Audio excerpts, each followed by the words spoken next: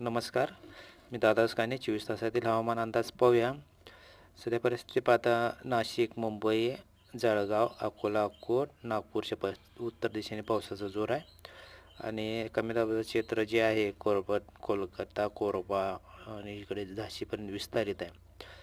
ह्या मार्गात जिथे कमी दाबाचं क्षेत्र आहे तिथं गडगडाटी पाऊस आहे आणि बाकी राज्यामध्ये पाहायला गेलं तर अकोला, बीड, मध्य महाराष्ट्रामध्ये हलक्याचे पाऊस आहे. पश्चिम महाराष्ट्रामध्ये मध्यम स्वरूपाचा पाऊस असेल आता इथून पुढे आणि उत्तर महाराष्ट्र म्हणजे नाशिक, नंदुरबार ह्या भागातून, जळगाव ह्या भागातून सुद्धा मध्यम स्वरूपाचा पाऊस असणार आहे. स्थानिक वातावरण बनवून पाऊस पडण्याची शक्यता आणि अमरावती, नागपूर, गोंदिया ह्याही परिसरात स्थानिक वातावरण बनवून पाऊस पडण्याची शक्यता. चंद्रपूर आणि गडचिरोली परिसरात हलकासा पाऊस, पुसद, नांदेडला सुद्धा हलकासा पाऊस.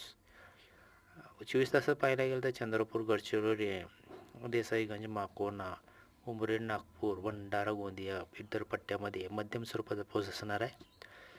आणि इकडे करंजा, अमरावती, आर्वी, कोंडली, अचलपूर ह्याही भागातून हलका मध्यम पाऊस असणार आहे. पुसद, उमरखेड, परत दक्षिणेकडे येताना चिंतूर, वाशिम आणि लोणार, चिखली ह्या भागात हलक्याचा पाऊस असणार आहे.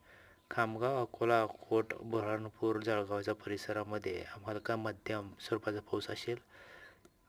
जे जिंतूर, पारळे, अहमदपूर, नांदेड, परभणी, लोणार, लातूर ह्या परिसरातसुद्धा हलक्याच्या सरी येतील असं दिसतंय. बीड, करमाळा, इंदापूर, बार्शी, पंढरपूर, तुळजापूर, पेठकाई आणि छत्रपती संभाजीनगर ह्याही भागातून, तसेच इंडी, विजापूर, जतचा काही परिसर, पंढरपूर, सोलापूर ह्या भागात हलक्याशा सरी ते पण स्थानिक वातावरण बनवून येण्याची शक्यता जास्त आहे.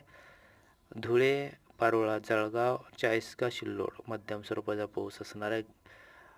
मालेगाव परिसर, वैजापूर ह्याही भागातसुद्धा, तसेच नंदुरबार, श्रीपूर, साक्री, नवापूर, आर्वी ह्याही भागातून मध्यम स्वरूपाचा पाऊस आहे. नाशिक, संपूर्ण आता मध्य महाराष्ट्रामध्ये हलक्याच्या पावसाची शक्यता आहे.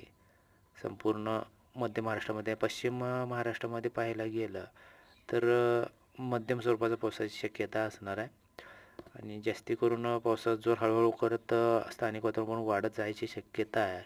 नवीन अपडेट पाहण्यासाठी चॅनल सबस्क्राईब करून ठेवा, व्हिडिओ लाईक करत चला. धन्यवाद.